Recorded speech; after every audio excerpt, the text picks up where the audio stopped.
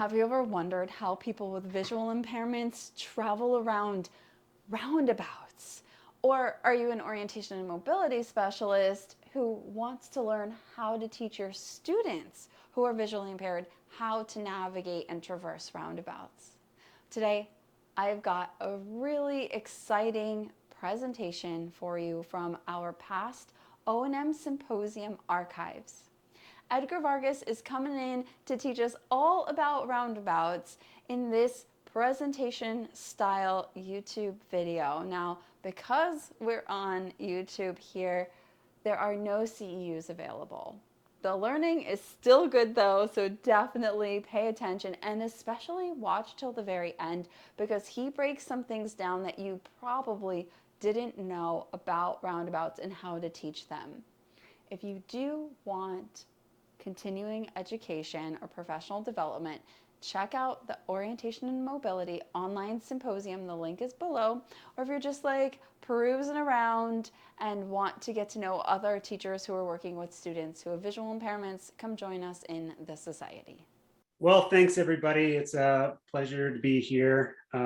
I have to say that this is the end of the conference, so I want to make sure you got enough energy to get through. Hopefully you do. Let's get started. There are a couple things I wanted to mention as we get started here. First and foremost is that what we did last time, the last presentation last year, was really about what is a roundabout, what is not a roundabout. And that's kind of can be a complex issue because there are so many circular intersections out there, and we have to kind of pull different details from each to kind of determine what's what.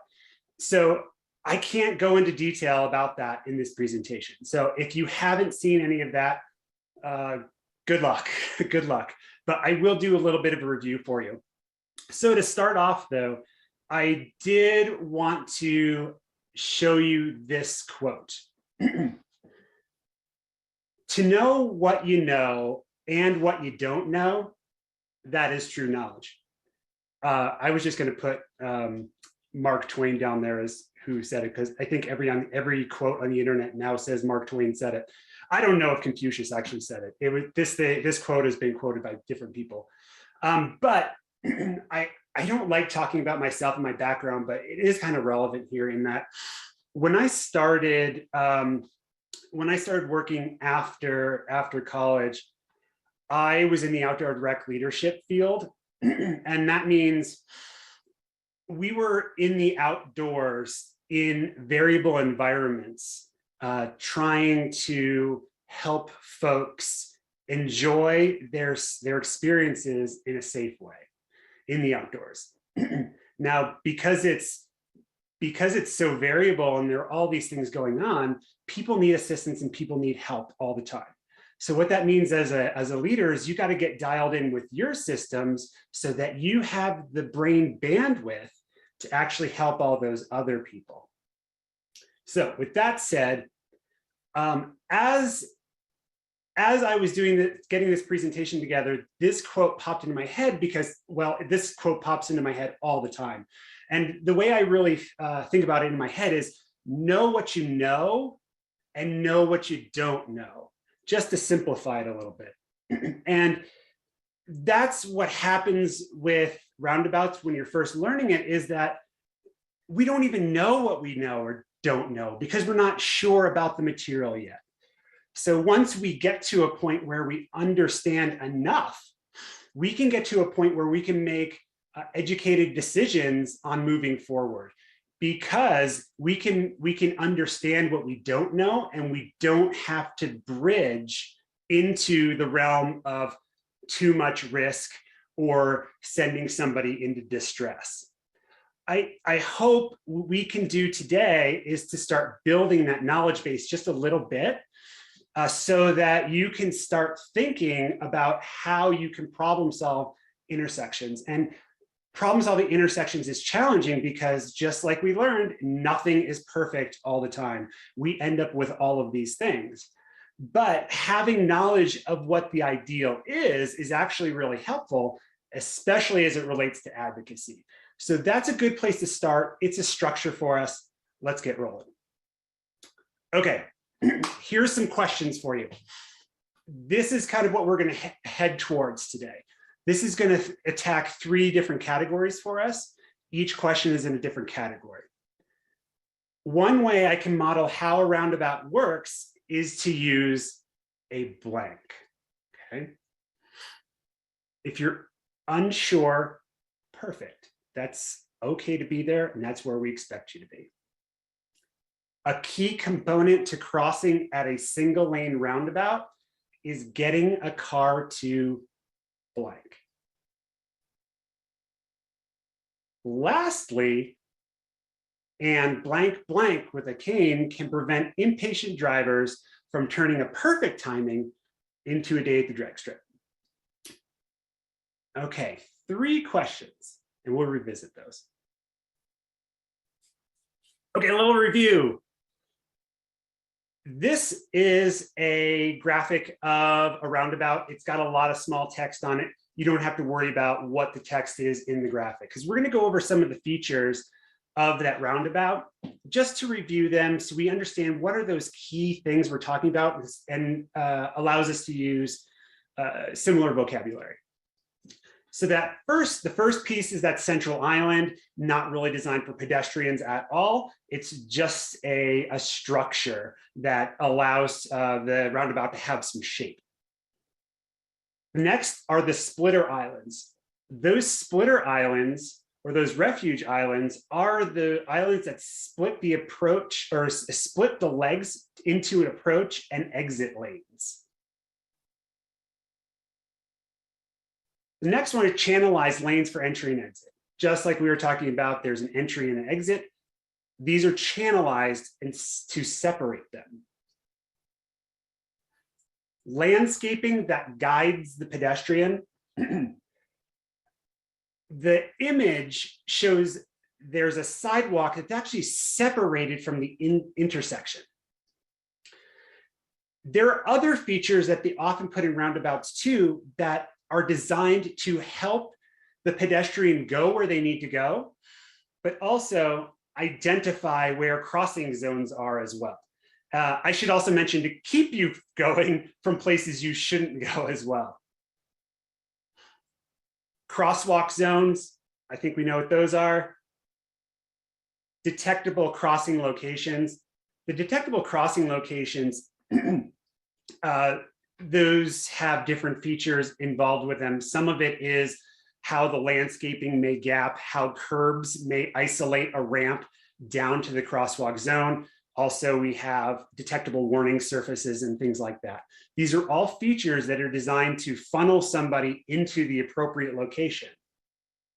And sidewalk separation from the roadway.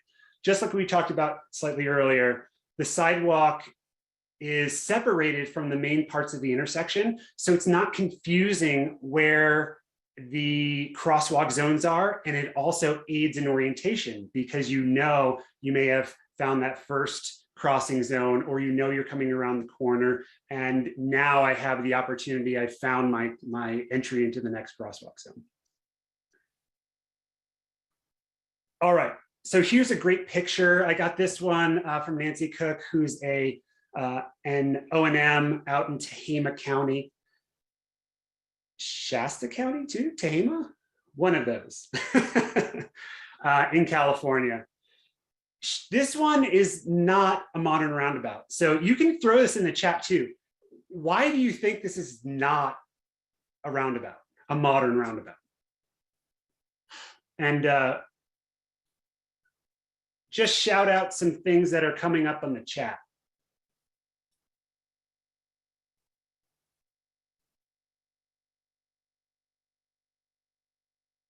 Okay, here we go. We've got the interior circle isn't elevated. We've got no splitter islands. There aren't any directional arrows. There's no crosswalks. Great. No, we've got no arrows. Great. It just slows down the traffic, we hope. Exactly. This is more of a traffic calming circle in a neighborhood. Thank you It all looks- for your replies. It helps me know that everyone's still awake on the last part of the day.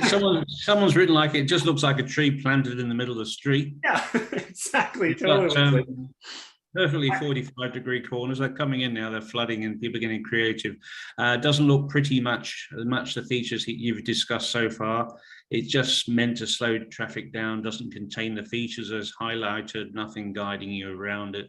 I've seen these in shopping centre car parks. No warning sign that the roundabout's coming up. Just a tree. Yeah, that's a good way to stop a car from going right down the middle. Just put a tree there. But all of those things that came up are very right on. You really see 4 legs. There is no real there's no real separation of these lanes other than the paint.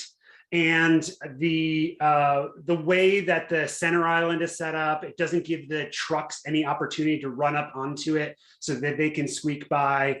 You don't have those single lane crossings. You basically have to cross 2 lanes, the entry and the exit. So it's a little tricky to understand what roundabouts are, but hopefully this particular picture can give you some guidance and you can remember what was part of this one and not part of the other picture. Okay, this is kind of the meat of it now, right? We have an idea of what the intersection really entails, but we have to think about what our clients and students, what skills are needed, what skills do they need to have to be able to access these intersections in an appropriate way. So let's take a look at 3 different categories that we can look at. So the first off is just understanding the intersection. What is actually going on here? The second is identifying crosswalk timings and what are some appropriate timings to get across. And then crossing skills. We're going to start with understanding the intersection, and it's going to be split up into 2 sections, which is tactile skills and auditory skills. Okay, tactile skills. We've got a lot of experience modeling intersections in a tactile way for our students. And this is going to highlight some of those tools that we have, some that you probably thought of and maybe some that you haven't. But I do want to bring a point about all of them together, because just having a tactile representation is just not enough sometimes. And I'll tell you what I'm talking about in a second. So this is Tactile Town, often used with younger students, but I think it is a great tool for just about everybody because you can model so many different things on the fly in a very slightly more polished way than you can do in some of those really fast ways. This is a fun one, Brio trains. This is great because you can model how the cars run through it. You can also model it through the wooden Brio train track. You can actually find the pieces to be able to create your own that way as well. It really helps define where the cars go because they stay on the track. And there are even 3D printed models that we can do. But we're going to actually explore some of these. We'll come back to that particular one in a second because I think that one is pretty important. And we also have different styles of tactile drawings. Here we have a draftsman style. I'm totally forgetting what the newer one is called. But then we also have a more of an embossed graphic. But ultimately, we have to meet students where they are. So we have several pictures on this slide. The first one is a page with a straw just attached to it, right? The next one is a page, but they're either pipe cleaners or wiki sticks, but one is longer. Below it is a slightly shorter one, and then a slightly shorter one again.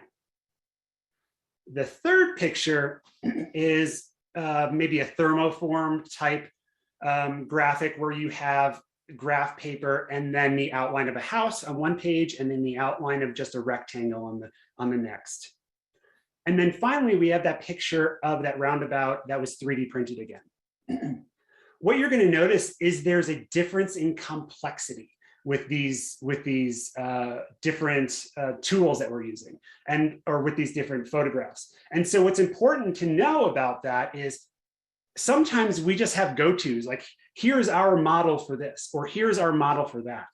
But we often have to think about how are we structuring, or how are we introducing some of these ideas for different people? Do we have to add more and more information as we go? Can we use one particular thing because we have a really advanced student? So this is where it's really important to understand what your client is capable of. And we have to factor in also medical issues like neuropathies and everything else that may affect how we need to represent these types of intersections. So just keep that in mind. We've got different options, but you're going to have to tailor that to your particular clientele. Let's look at some auditory skills, or listen to some auditory skills. We have, I think auditory skills are some of the least taught skills in O&M. There's no data for that, I just believe that. So anecdotally, I believe these are the least taught skills. But because we often assume that people can parse out more information than they can. So let's talk about first, before we get back to that point, let's talk about some of the things that are important and why. So they're important because of conceptual skills. We have to understand the traffic flow. We have to understand the what auditory input actually is associated with the intersection and ones that are not. So we have to really think about conceptual skills. Orientation, we have to know where we are and direction of travel. We have to identify if we're walking around the corner. And also problem solving, right? We can't do a lot of that problem solving without being able to really tune into some of those auditory skills as well. So we got conceptual skills, we got orientation skills, and then we've got alignment and a line of travel. Related, right? So alignment means we're going to be pointed in the right direction, but line of travel means we can continue on that appropriate path for a certain amount of time. So those are very difficult to do at times if we are either distracted by sounds or we are misinterpreting sounds. So this, of course, we're talking more importantly with those who are on the more impacted scale of blindness or low vision. And then we also need auditory skills to be able to identify crossing timings. Scanning skills. Now we're in the street. How do we pay attention to make sure all those cars are behaving? All right.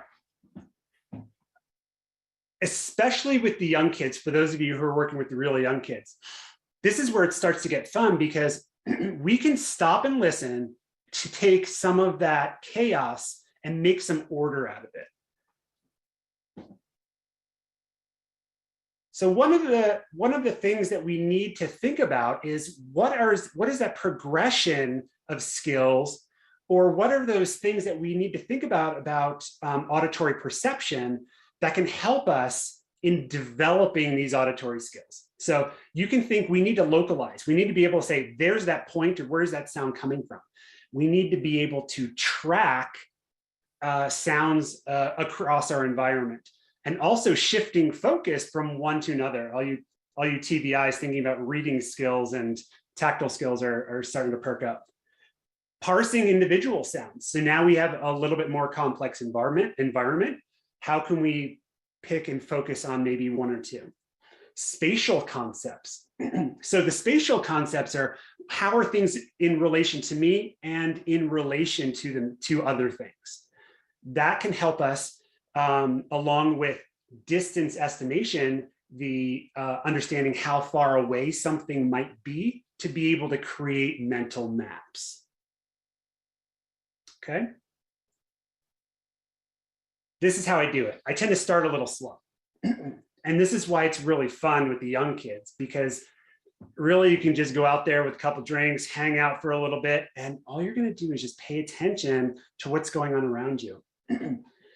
What we find a lot is that there are certain sounds that clients tend to tune into more than others. And this is where we can start developing that ability to find other sounds within the environment and pay attention to them. So one is stopping and just listening. Oh, there's wind noise. Is this tree coniferous or deciduous? Based on maybe the sound that the leaves are making or not making. How high does this tree sound? How far away is it? People, where are they? Are they standing still? Adults or children? Traffic. Where is the traffic? Traffic moving from one leg to another. So what you're noticing here is we have things that we can focus on to. We're focusing on the trees. We're focusing on the people. We're focusing on the traffic. But it's not just, oh, I hear a tree, I hear people, or I hear traffic. It's what are the qualities of those things? What are the qualities of the tree? What are the qualities of the people? What are the qualities of the traffic? So that way, we're not just listening for one thing, we're able to kind of fine tune and get broader information from the sounds for that one particular object. If you look at this slide, there is a picture of just a snow-covered scene. Trees are covered with snow, and I can almost feel and hear the light snow falling. The second image is of a canoe on a very glassy lake. You can almost hear that paddle stroke. The next one is a very busy city scene. Who knows where this is, but there are so many lanes.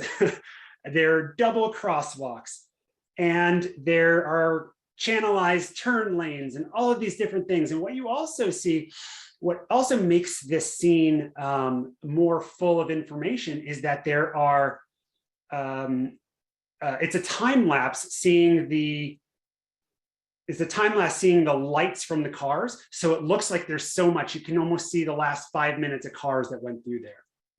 And so if you're thinking about what does your energy, what is the mood, how does this image make you feel? You can look at that, first scene of the snow, and to me, it's more calming, it's relaxing, and I can be focused and just listen to what's going on around me. Same thing with the canoe. It's just lightly rippling through the water maybe as we move forward. But that last scene is very complex, and there's a lot going on because you would have to be listening to cars, pedestrians, maybe construction sounds. They're going from one lane to another, and we don't know exactly where they're going to because there are so many lanes. So if we're looking at what this means for our students is if we jump right in to the intersection, how are we expecting them to be able to parse out all of that information if they haven't experienced and built up their auditory skills?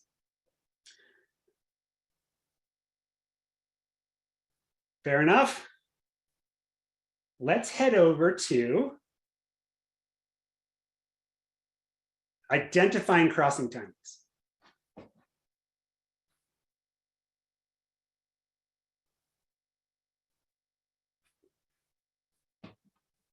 Donna, how does it make you feel to have your picture everywhere?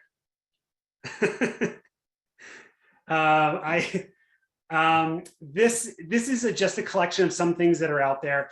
I think there's some important things to note about the literature.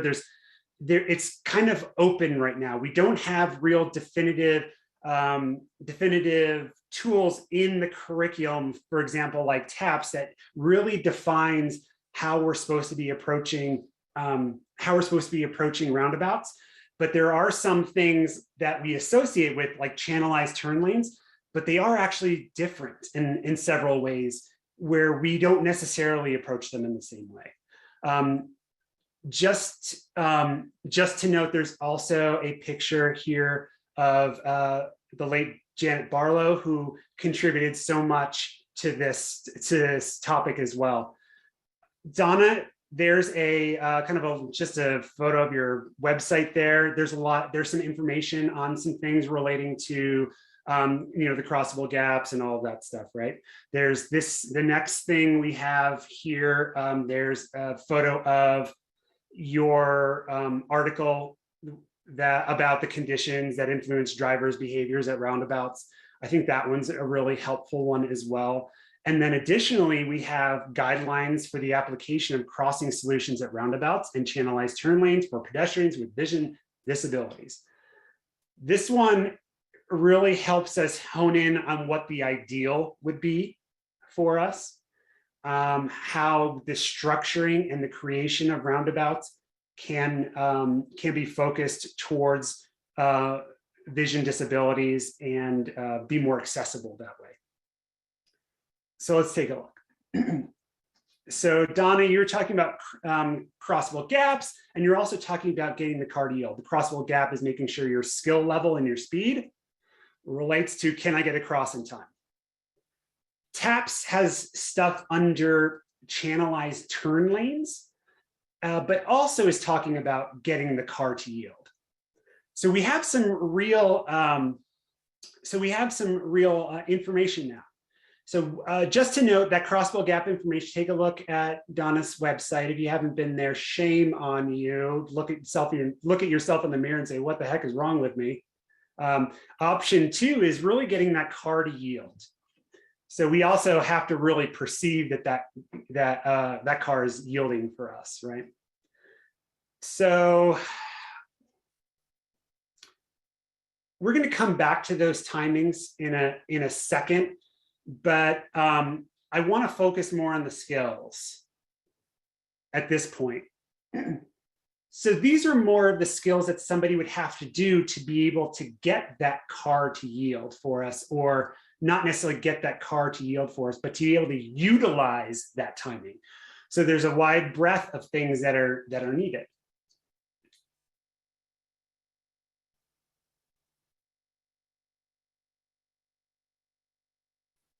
So crossing skills. We have to deal with an approach. So this is one in my area. There's 2 pictures here from different angles of a roundabout in my area. We're lucky. We definitely have some poor roundabouts in the area, but we also have some really amazing ones, and that's what's so fantastic about this. This picture gives us a real opportunity to see what's out there. So we have 3 different things we're looking at the approach. We have to maintain orientation, so we know where we are, we know where we're going. We have to detect that crossing zone, and we need to maintain alignment when we're doing our crossing. So orientation, that's understanding where the parallel and perpendicular streets are, right? And because this is rounded, and going around the corners is so broad, a broad stroke to get around from one leg to another, maintaining orientation really involves understanding how traffic flows. We have to detect crossing zones. Because of landscaping features and hardscaping features, you can actually shoreline a lot of times to be able to find those sections. But if you go farther into an intersection, auditory skills can also help you understand that you've gone too far, or auditory skills can help you understand that you're not quite there yet. So shorelining is one of them, and detecting the crossing zone features. We have detectable warning pads. We have the ramp cutouts, the curb there that can really guide you in. And because of that separation from the main part of the intersection due to the hardscaping and the landscaping, you're not getting access to the intersection except for that one spot. And the right spot is detecting or standing slightly upstream. This one comes from channelized turn lanes, and it doesn't necessarily apply all the time to roundabouts. But it's a possible crossing zone, so that's why it's here, detecting that particular spot. But we'll come back to that too. We're not saying that standing upstream is absolutely necessary to roundabout, and I'll tell you why later. Alignment. So with alignment, we have to. Oh yes, we're going to come back to that. Alignment. The tactile warning pads are designed to maintain alignment for you, as well as the curb cutouts and other features. A well-built roundabout should funnel you in the correct alignment, which we were just talking about, the landscaping and hardscaping features, as well as the traffic zones. One thing to note, though, is that you can see in the bottom photograph that the crosswalk zones are not necessarily straight across both legs. So you'll get an angle. So that center island needs to provide those same structures to help provide alignment. What I find is that the larger side of the cutout, because it's pork chop shaped or more triangular, the wider side of the splitter island gives more information about angle changes than the smaller side. Okay. This picture actually shows it pretty well on the bottom. I'm going to go over to that intersection in a second here to let you see it a little bit more. But first, you'll be able to see some of those features that are in this picture in a little larger scale. So you've got the pilings that are keeping you away from the intersection, the landscaping, the hardscaping, and the detectable warning pads. Now, this is an interesting picture because it doesn't quite show it as well, but the pork chop is actually pretty short. And this is a prime example of where it may not be appropriate to stand upstream. So if you're standing upstream, meaning farther away from the intersection at the crosswalk zone to cross, in this particular spot, you can actually have the car yield to you, but well beyond that intersection, leaving a gap for another car to pull around and drive into the channelization. We have lots of impatient drivers now, and that's a real concern that drivers pull around. They also don't wait around a long time. So we have to think about these things when we're setting up, okay?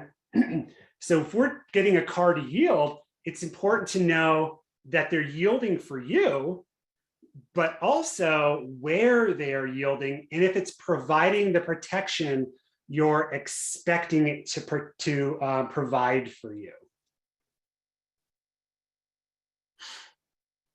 Setup. We're very familiar with how to set up for an intersection. Very similar stuff here, right? Where to stand. And is it appropriate to stand at the crosswalk or upstream? I will mention this now because I think this is an important piece. So think about the structure, about a channelized turn lane. Those are rather quick turns that are very much 90 degrees. Whereas the way that traffic flows through a roundabout it's more flowy. It's allowing more flow into it, where the channelized turn lane is much more abrupt. So what I find is that you are farther, because of where the crosswalks tend to be in channelizations for channelized turn lanes, they actually tend to be deeper into the channelization, plus you're farther around a corner.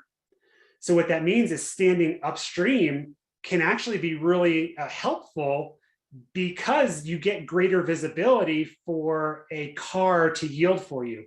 So they're not coming around at speed and finding you at the last minute. Additionally, they are coming at you straight when you're farther back. And because channelizations can be longer at these points, you can have that position a little farther upstream and oftentimes be able to still have that section blocked. Just something to note, very different angles that allow for different situations. So influencing drivers' behavior, we talked, Donna's talked about this based on some research, and there were some things that kind of came out of it. You know, there's the traditional display, and it's hard for me to tell what display meant from some of these other research papers, but there's a traditional display is just putting your cane out there, pretty vertical, whatever it is. It's just out there. There's also the diagonal display where you have the cane tip on one foot, and then if you're holding it with the other hand, it's diagonal, so that whether you're looking from the front or the side, it still looks diagonal. I think that's an important thing to think about. When I was taught, the rationalization was everything else is pretty vertical. Signposts, people, trees, they're all fairly vertical. So if you can kind of get out of that verticality and have something that's off from that, it can be a little more visually accessible. There are other things that we can do. The arm out stop position. It's a little socially awkward, especially if people are around you. Additionally, it is tiring for folks to hold up their arm. There's also the reversible step, kind of half step into the street while flagging, with the assumption that you can step backwards. I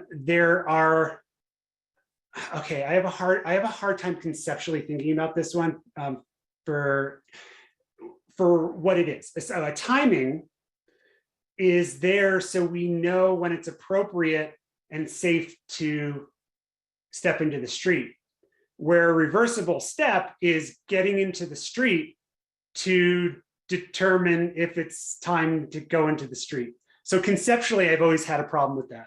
But really the main thing for me is I have a hard time teaching it, is because there are times when we're just setting up for normal intersections, there's a truck coming, or someone wants to step back because they don't want a car to stop for them at that point. They want to keep traffic flowing. I've seen many people just kind of trip, stumble, or fall in that situation, because it's a ramp and you have detectable warning pads. Sometimes people catch their foot, whatever it is. And so what ends up happening is they are still on the sidewalk. And so if anything like that happens, I'd like that to be on the sidewalk, not in the street. Then we also have the extra arc. The extra arc is just that, imagine two-touch technique where we have tap, tap on each side. And that happens before we enter the street, when you hear a car slowing down already. And that's a great one, because what can happen there is we have really impatient drivers. So that gives us an opportunity to actually, as they're slowing down, keep them there. But no body part is in the street yet. So I'm just going to show you just the setup really quick in a video. Uh-oh. Let's see if I can get this to work again, or if it's too much. There we go.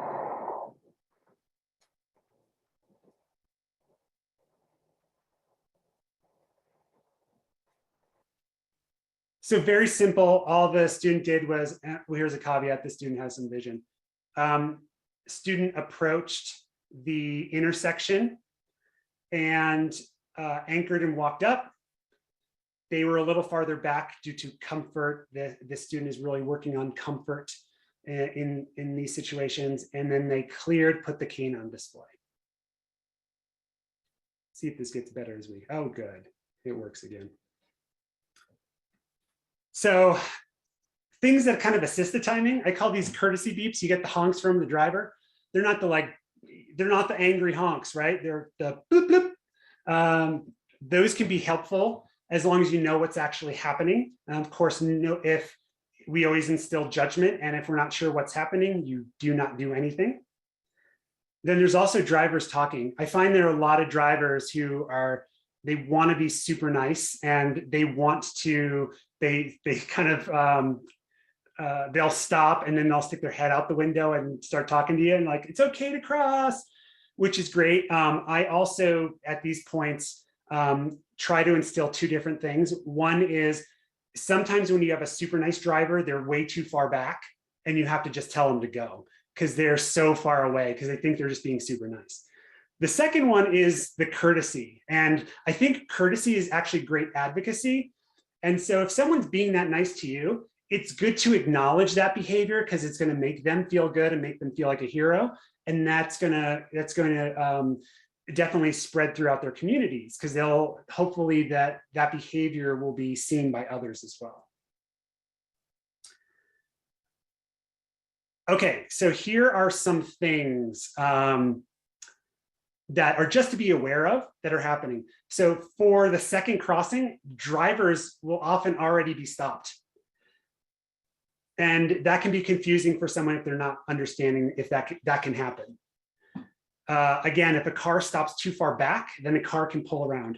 I've seen it so many times, it's out of control. I feel like there's definitely an uptick in how many times that happens.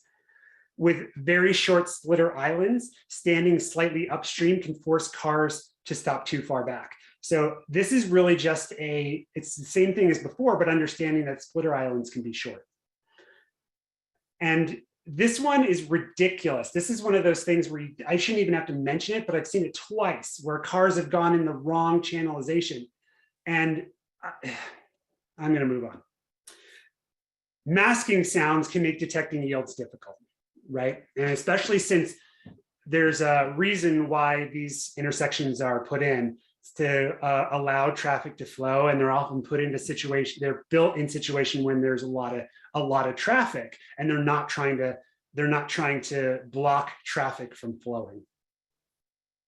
And then crossable gaps are challenging to find, and the question really is why. And it's just like we were talking about, where these intersections are really designed for places where there's a lot of traffic and they're trying to get it to move through. And there are other ones that are built kind of funky where you may have a building nearby, which can make it difficult to hear cars approaching. And additionally, what you'll find is that because they're designed for places where there's a lot of traffic, you'll notice that there's basically a straightaway a lot of times approaching it.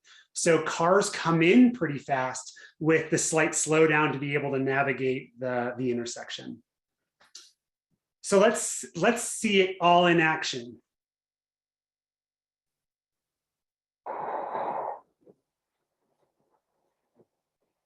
So we're approaching. Approach skills, there's the clearing and the cane on display.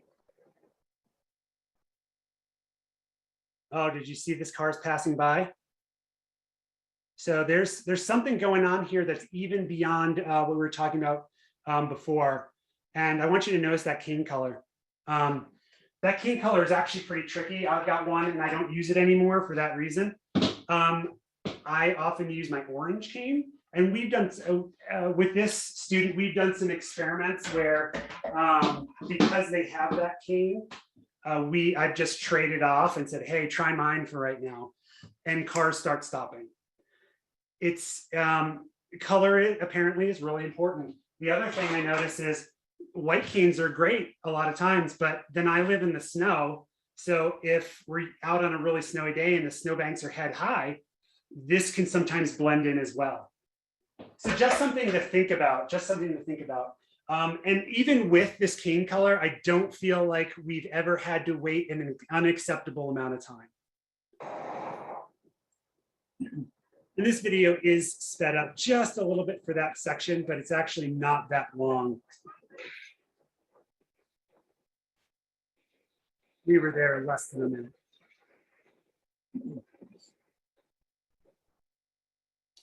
In this particular angle, the car actually stops off camera just a touch. This is one of the situations you can come across where there are no tactile warning pads. In that situation, I often have students find the edges of the curb.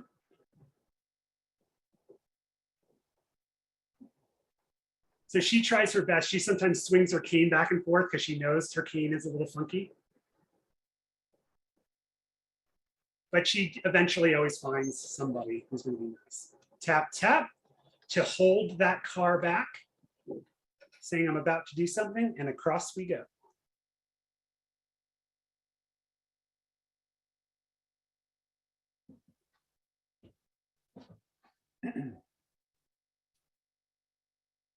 Sorry, just skipped to another slide accidentally, so I'm going to get us back to where we need to be.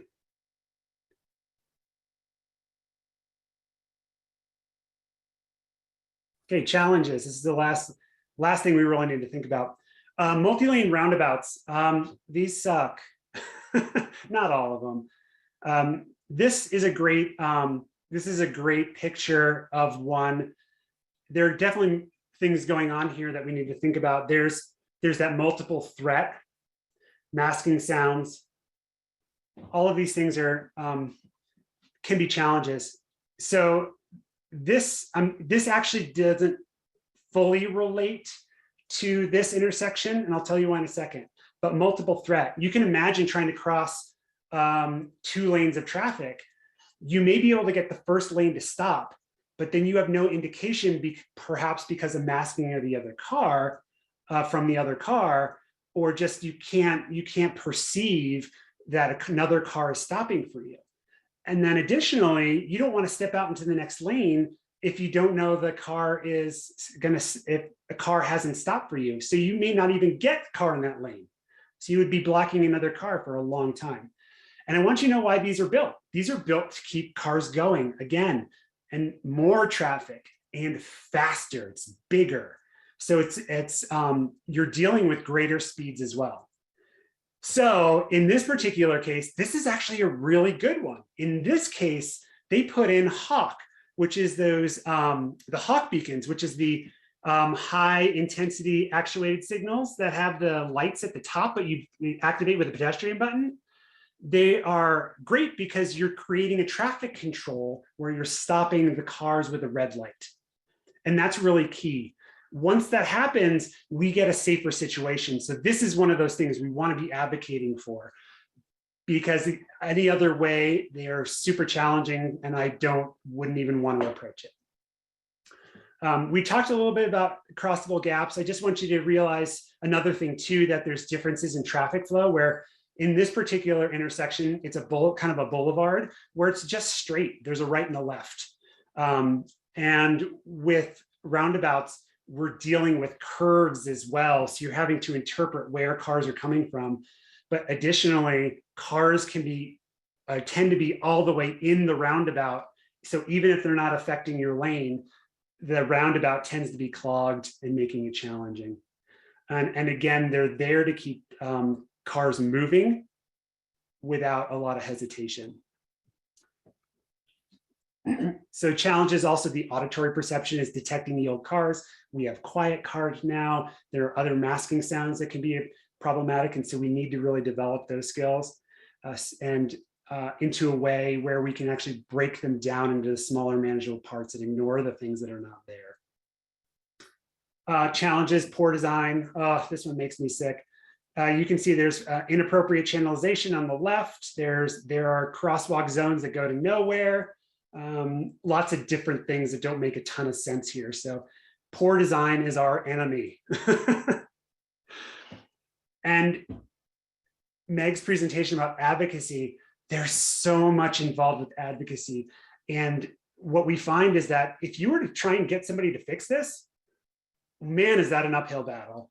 And so getting to the point where we can actually be proactive and before things are built is so much better. But that's the problem. We're not all capable of that due to our schedules or the type of organization we work for. So we just instill advocacy and do our best. We are not perfect, but anything we do is better than nothing.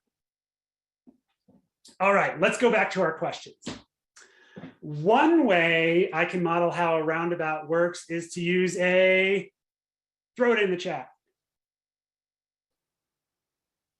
Okay, we're waiting for some answers. I know, there we go, coming through now. Model, tactile map, train set, tactile map, 3D model, tactile town, tactile model, tactile map, tactile town.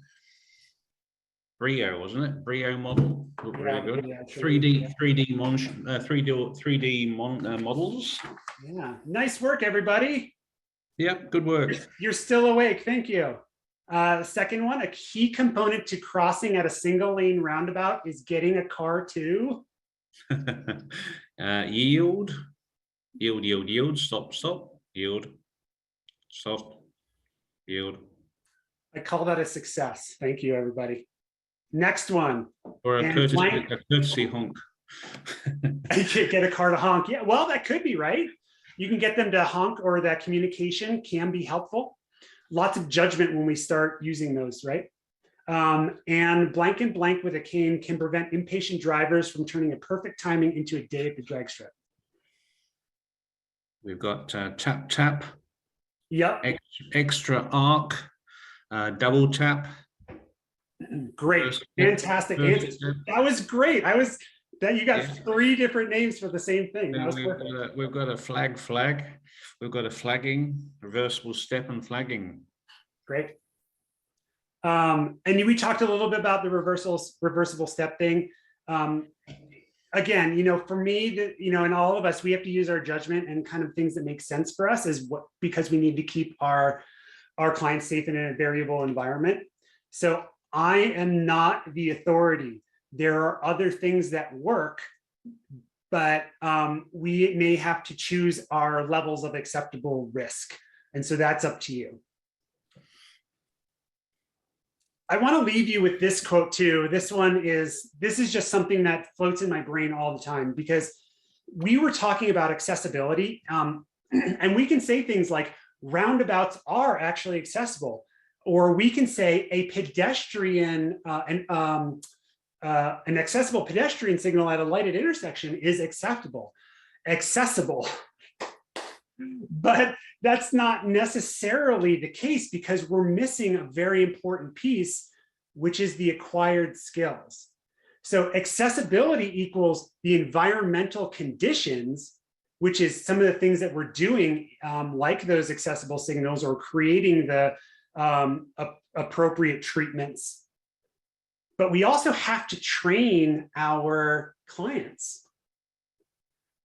If we just showed up to a lighted intersection with an accessible pedestrian signal, we teach that. It's not just assumed that it's accessible and we don't do anything, because then we wouldn't have any jobs, right? There are skills that are needed to be able to access even accessible situations. So we have to assess, even if something is crossable, we have to assess the skills of our clients to be able to handle that situation. Again, it's meeting them where they are. Is that fair enough? Very much so. Well, thank you so much. I appreciate you, again, being able to have some energy and participation at the end of the session today. I know it's been a long day and there's a lot that has been filled into your brain. So thank you for leaving that little bit of space for me.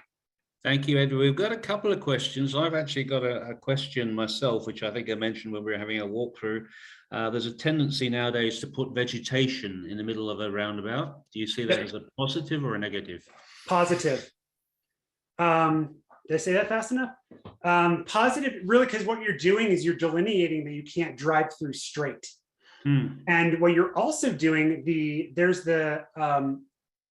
you're going to see there's that section in the, which side is it on this one? There's in this photograph here, there's that section where the trucks can actually, the apron can drive up over it because they can't make that angle, right? But if you didn't have that there, a truck would be able to drive straight through. So the vegetation is fine. The only thing that, and in some instances, it's actually helpful because it can tone down the auditory inputs from farther away. It can kind of tone it down so you can kind of concentrate on what is most important near you. Terrific, thanks. And just for the non-US people, could you just go through what a hawk crossing is? It's just a red light, is it, or a red and green? You were talking about the hawk signal. The hawk signal. Yeah, the hawk signal. What it is, it's you can think of it as a pedestrian button that's activated from the sidewalk side, and it has an overhead light that can be activated red. So you create as a pedestrian, you can create a red signal, a traffic control, so that you feel comfortable crossing just as you do at a lighted intersection. Terrific. Sometimes I've wondered whether when you have an O&M with a client and you're trying to cross a slip road or a zebra crossing, the driver says, well, that tends to think you're the carer, and so they'll tend to slip through anyway but if you step back and watch the client when they're a bit more confident crossing the road, they tend to get the cars tend to stop. And I also agree with your idea of using the orange or the yellow cane as well. Yeah, it's interesting what we see, right? People have different perceptions of what's going on. I've definitely been verbally attacked, even people thinking that we're just faking what we're doing. And it's just wild. There are many different people, many different perceptions out there of what's actually going on. And we are able to what we're doing, especially with this, is we're trying to manipulate and almost social engineer the situation in our favor. And that's how we have to do this. We're trying to get cars to stop, and we do what we can, short of just jumping head first into the street and flopping onto the crosswalk. Very good point. Rebecca's just put a post up to say she uses a white cane when she crosses with her students, but it's a good idea. So there's actually two vision impaired people crossing the road. Any more? Do you recommend, one from Adam, do you recommend cane signaling movements to improve visibility or potentially yield vision impaired travelers? So he's talking about flagging, isn't he?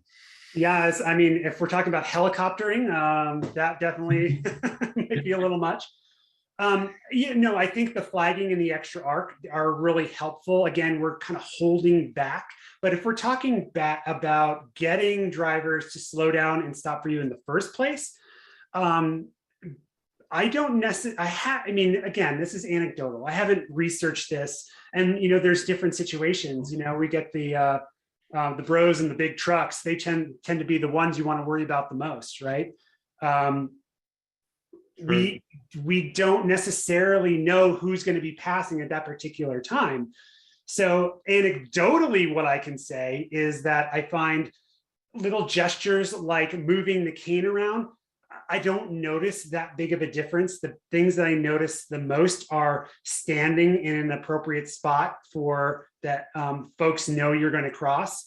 I know that some folks tend to step a little farther back because they're timid, and that can really affect things. And that cane color seems to be one of the most influential things. We get a lot more buzz-bys when we have those darker or canes that even just blend into the environment or your own clothing. Terrific, thanks. A couple more here. Ron Later's asking, I thought reversible step was to ensure the driver is actually yielding the right of way. Yep. Yep. Yeah. So, um, yes, right. But that includes stepping out into the street before you're, it's stepping out into the street before they're stopped, right? If Sure. that's something that is being used to get traffic to stop, we haven't gotten our full timing yet, but you're already in the street. So that's my take on it. And Jay Caster has asked, where else can we order canes from other than AmbiTech? That's a US question. Yeah, I mean, there's lots of distributors for things, but what I'm finding is a lot of the revolution keys are going away, and a lot of more people, I think, because of the options and because of the build, that I see a lot more people wanting to buy Ambutex over other things, but. Becky Keller has written, what about all quiet, all clears for crossing a single lane roundabout? I'm not sure I fully understand that one. So the all quiet would be, you're not hearing cars right around you. You may have those distant sounds, but you're really not hearing the cars at the intersection. The all quiet is like, you don't hear anything. Like it's totally, the thing is, oftentimes these are built in places where those aren't necessarily available because there's a lot of traffic, or there's and sometimes it's actually hard to if there's a possibility of a buzz by like we've seen, I wouldn't want to go out into the street and have that risk where the car is moving. If we think about how we can structure crossing timings, if you think of it like, okay, I can reroute, I can use public assistance, or now I can use an all quiet, now I can use an all clear. Those are kind of ramping up in risk. And so that's a higher level of risk that you're using, which you can use if you can prove that you can detect cars in an appropriate way to keep you safe. But it's not, I wouldn't call it an ideal situation. I would call that something that you'd really have to think about hard. We're getting a lot of questions. A good job you got the last session today. One here, Jennifer. I've never taught a roundabout. I need to learn. I need to soon. Do you ever practice roundabouts under blindfold? Do I ever practice them under blindfold? I tend to do.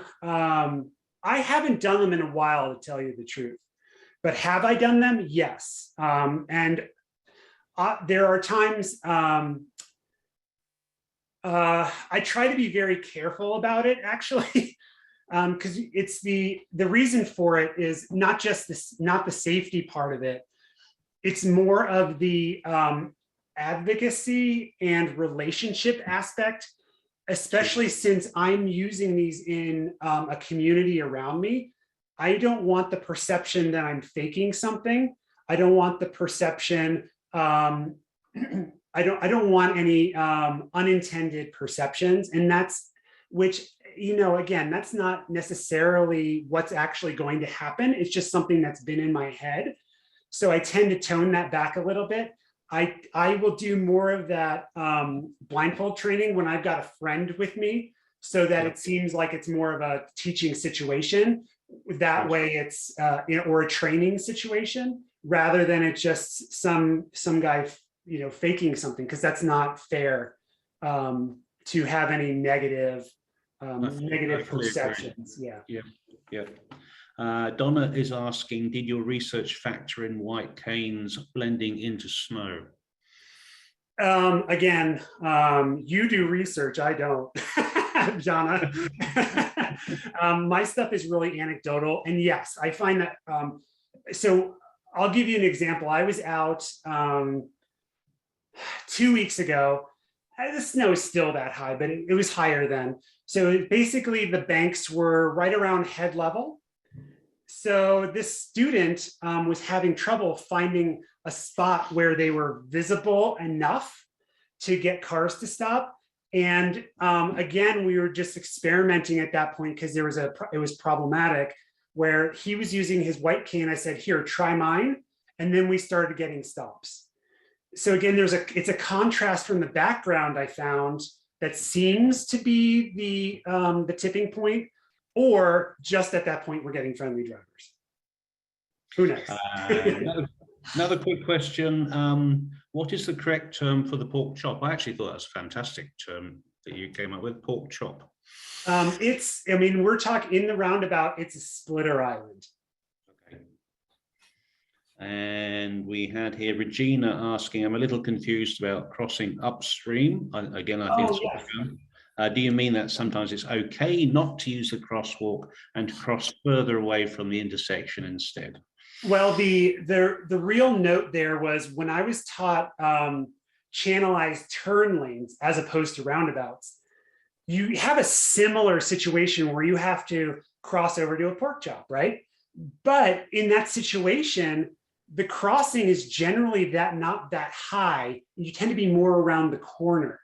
And so when you are more upstream to the traffic, you are actually peeking out around the corner a little closer, a little more, to be a little more visible to those cars. Yep. And what you find is that the crosswalk zones, at least in my area, are much farther. They're much closer to the intersection than what you find at a roundabout, because the roundabout is designed to have that crosswalk zone separated from the intersection. Mm-hmm. So if you are in a channelized turn lane, you can actually create a better situation for you if you move upstream. Whereas if you're doing it in a roundabout, oftentimes because the crosswalk zone is farther back, it doesn't create the advantage that you were expecting it to. So in this one right here, you can also see the bottom right corner that truck is coming onto the crosswalk zone pretty darn straight, so they can actually see you from farther away. Whereas at a channelized turn lane, if you're deep, they're coming in quick. And if you're too deep also, they're going to be looking left so they can merge into traffic. Yeah, exactly. So, yep. So if you're upstream, you kind of limit some of that. But in a roundabout, those don't necessarily apply. The thing that does apply is that especially here, you can see this is a slightly shorter pork chop.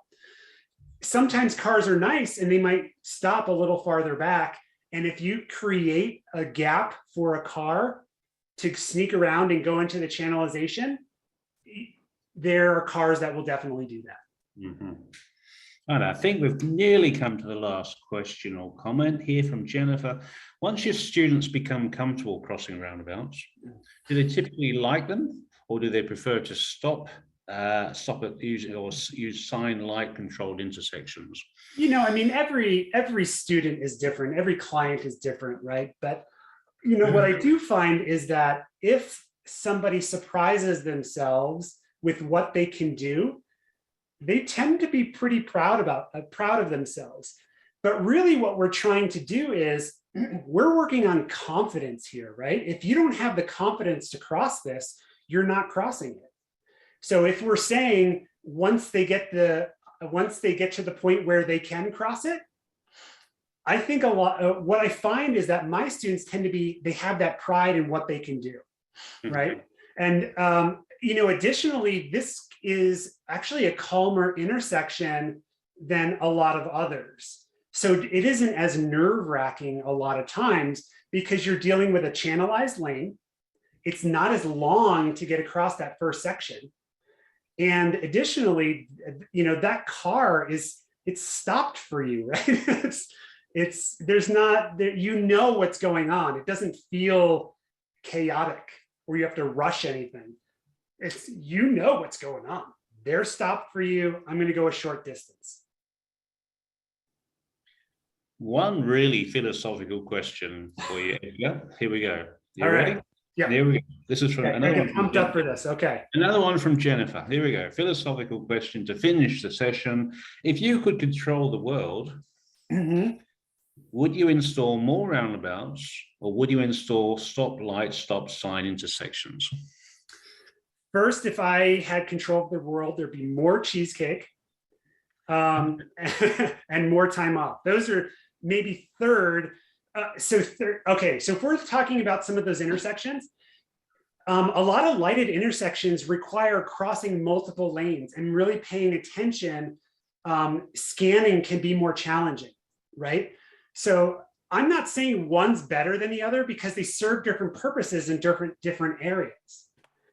If what we're looking at here is we're trying to keep traffic flowing in a certain way, that might be helpful. But if we have a way to cross an intersection and we can do it safely and effectively, fantastic, let's build more. But you can build bad anything. And that's really what we need to deal with. It's not this intersection or that intersection. If they can be built in a way that is more accessible with minimal skill, that's really what we're looking for.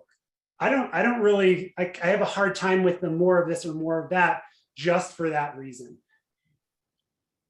Do you think roundabouts have evolved usually from an intersection and then become a roundabout, or do they tend to go in with that concept of building a roundabout from scratch? Yeah, I mean, there's not a lot. I mean, there are new roads being built for sure. There are new roads being built. What these end up doing is they end up being put in places to relieve congestion problems,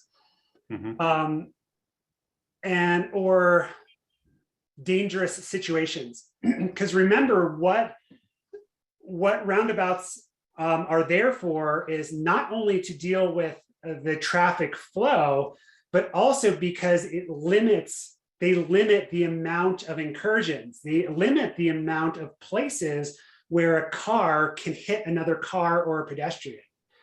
So if you're looking at, say, for a pedestrian here, they're crossing one lane, there's one place where a car is going to be causing a problem to the left, right? Well, yeah, depending on which direction you're going, right? So when you're dealing with cars, it's not like there are other lanes that are going to crash into the car. You're limiting those number of places where the cars are crashing. So you get this increase in safety, and you get this increase of or decrease in the amount of times that the police and the firefighters and the paramedics have to show up. So by doing this, they consider it an investment in keeping traffic flowing and maintaining a higher level of safety.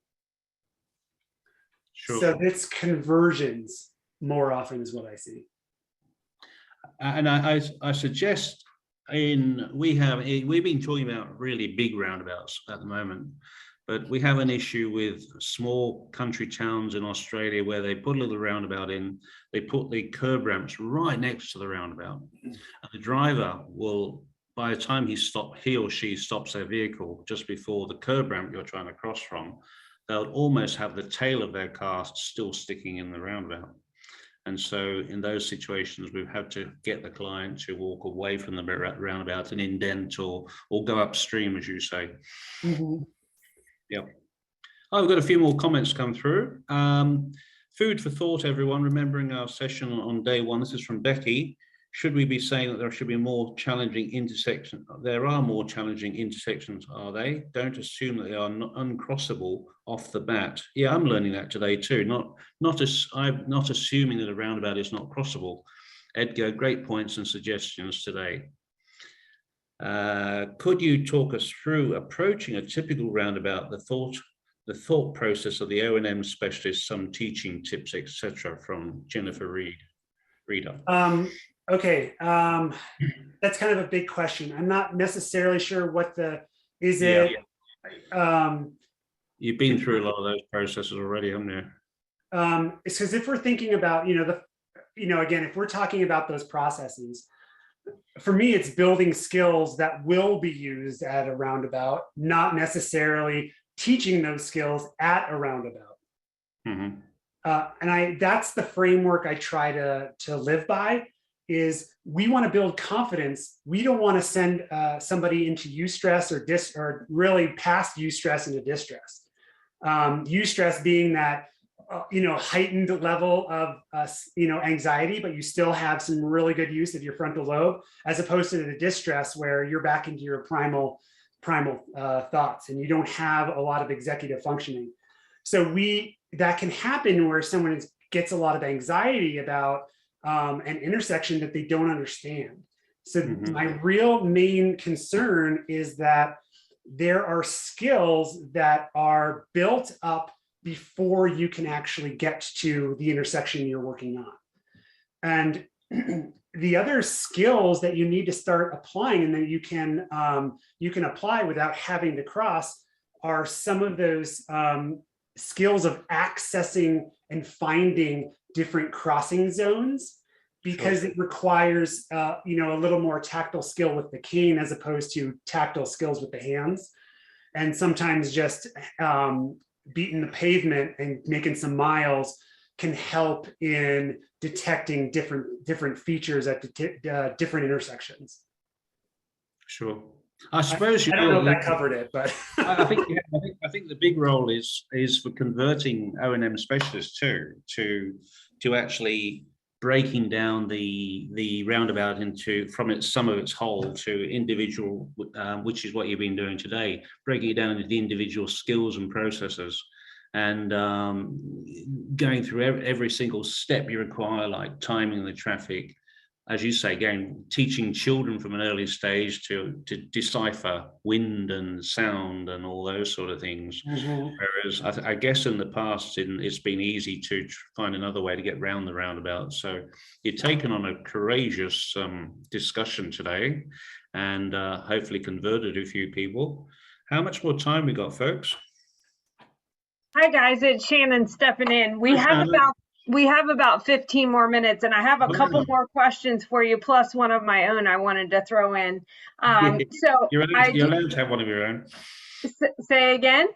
You're allowed to have a question of your own, Shannon. Perfect. So I'll have my question first. How about that? So I live in a very rural area, as I'm sure most of the people kind of tuning in here do.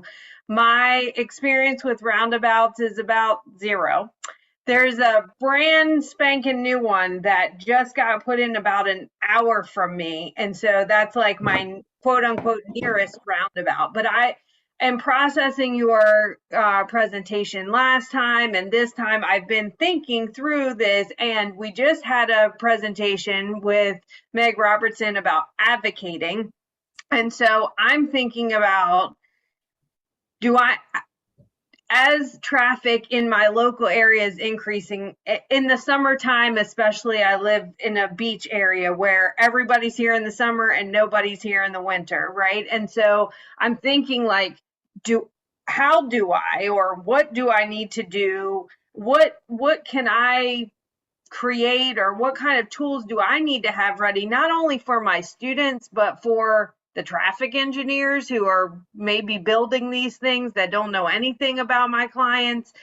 So do you have any thoughts about what us rural O&Mers can do that don't have any real experience right now on? Okay, it sounds a little multifaceted what you're talking about. So it sounds like what you're trying to figure out is, how do I get more experience there, or how do I get my students more experience there at this type of thing?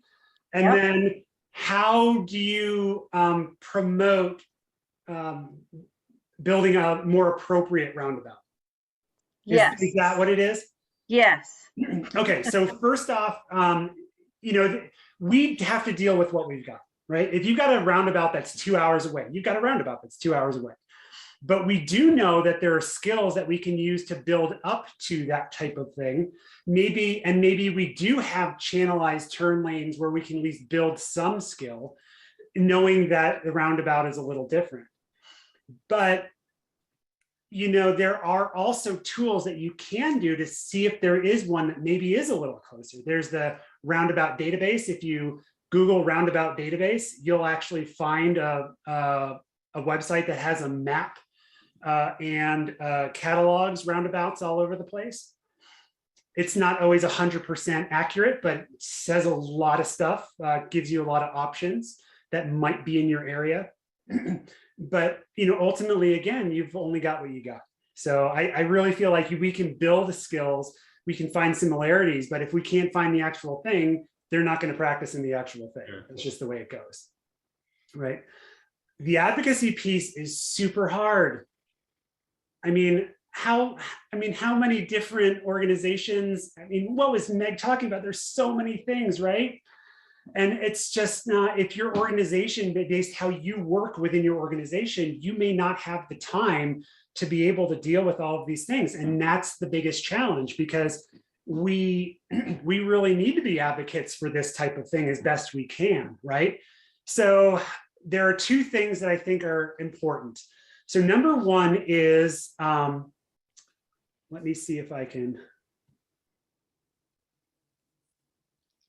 get us back to this. So this one, there's that NCHRP document that's in the middle. That is the guidelines for the application of crossing solutions at roundabouts and channelized turn lanes for pedestrians with vision disabilities. That's kind of a good resource to kind of understand the like the transportation speak as it relates to roundabouts.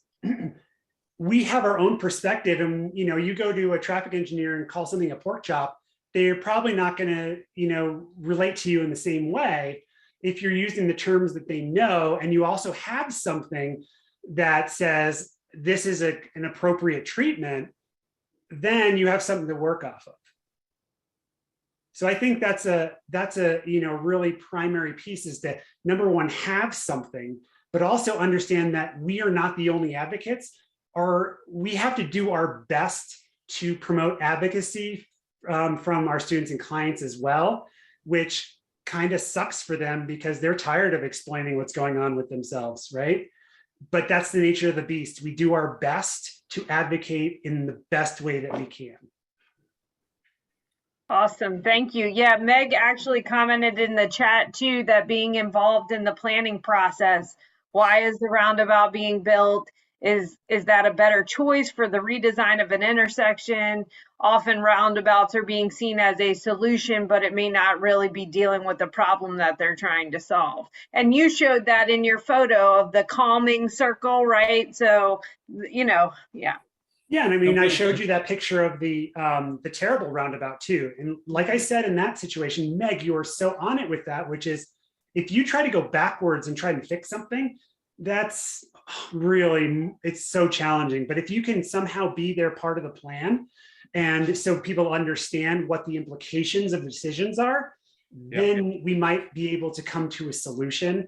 It's a lot of money to rip something up. Yeah, I'm glad you brought me back to these guidelines too here. That will really hone me in. Regina had a question in the chat for new infrastructure. Are the angled crossings negotiable, or is this something that's a necessary part of the roundabout? So say that again. For new infrastructure, are the angled crossings negotiable, or is this something that's a necessary part of the roundabout? I guess the question I have is the angle. Are you referring to what is created because of the splitter island? Is that what the question is? That's how I interpret her question, but we can wait for her response in the chat here if she wants to chime. Well, perhaps spacing it further away. So where we're looking at, yes. Spacing it further away a little bit more upstream. Cass is asking, when creating a long-term curriculum process about these, would you focus on roundabouts or move from calming traffic circles to more complex situations like roundabouts? So did we answer the other question though? I think we're just waiting for another bit to come in on that one. Talking about the angles, that part. She said yes, that is what she was asking about. Okay, so let's answer that really quick, because the main thing is the angle has a purpose.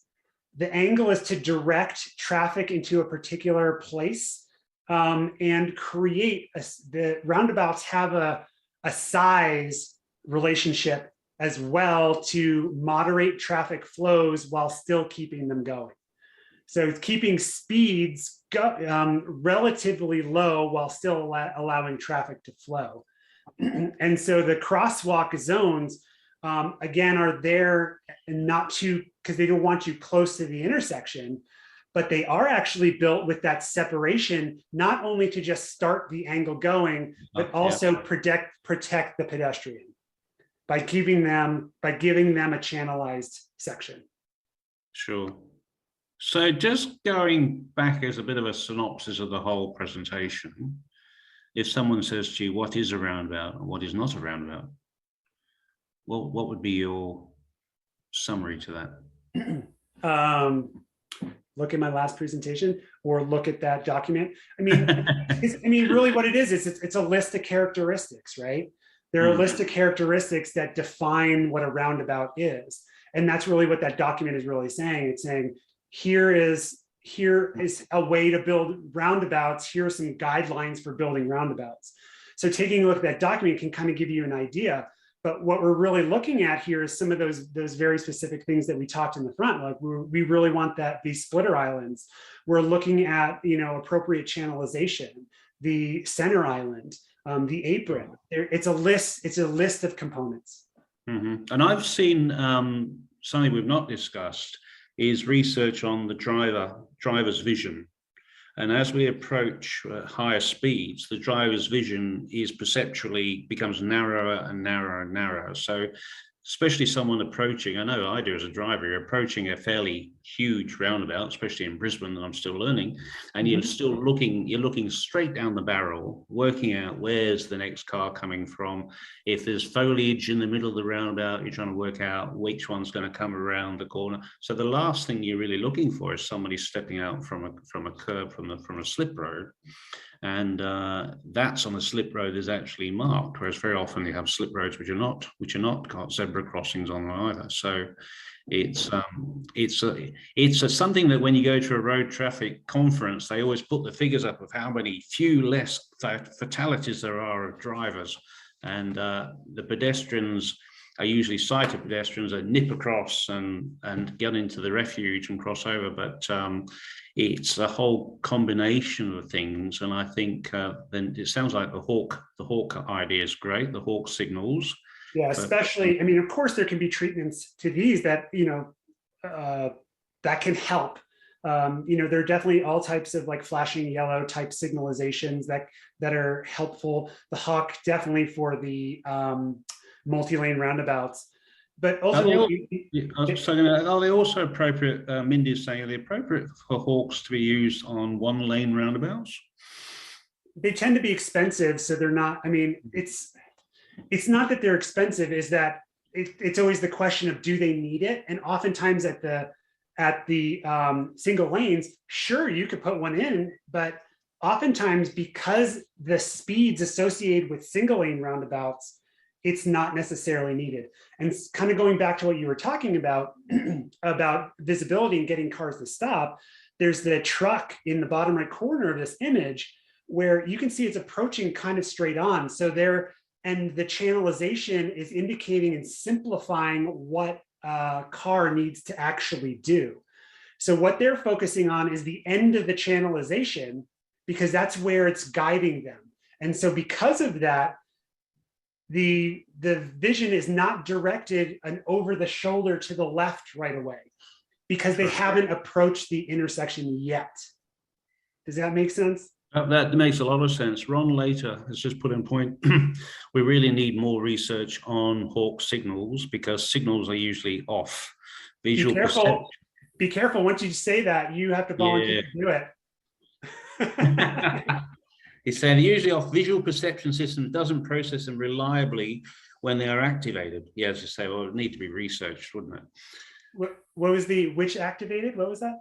I'll just read it again. Because signals are usually off, visual perception system doesn't process them reliably when they are activated. It's put in brackets, invisible gorilla. I guess it's because my people brain is not conceptualizing that one. I guess it's because the system's not usually on, so it's not like a traffic light system where it's either going to be green or red. It's a situation where they're just put on as a red. Yeah, and again with these, that's why I'm actually going to go back to a particular intersection here that we talked about. Okay, so in this particular intersection, there are things that they do to help with that problem. So what you notice on the far right, top right corner is the crosswalk zone is staggered. It's Z-shaped rather than just an obtuse angle. Like the crosswalk zones don't actually meet at the same spot. The reason they do that is because these are faster traffic zones. So they want to push the crosswalk zone farther back into the exit lane to give the cars time to stop for that signal. So again, we're looking at the double lanes. So they actually stagger the crossing zone so that they can sync the exit lane, the crossing zone and the exit lane farther back, so that that signal can be more easily perceived and acted upon, more time to act upon it. You've done a wonderful job, Edgar, of explaining all this. I've learned a lot. I'm going to approach roundabouts with a bit more positiveness. But there still is an issue, as you've said before, that our biggest enemy is poor design. And at the end of the day, our job is to get not only pedestrians across the road, but pedestrians with a vision impairment. And on behalf of all of us, thank you so much for your knowledge, enthusiasm, and I look forward to hearing more about roundabouts at our next conference. Yeah, thanks everybody. Thanks everybody.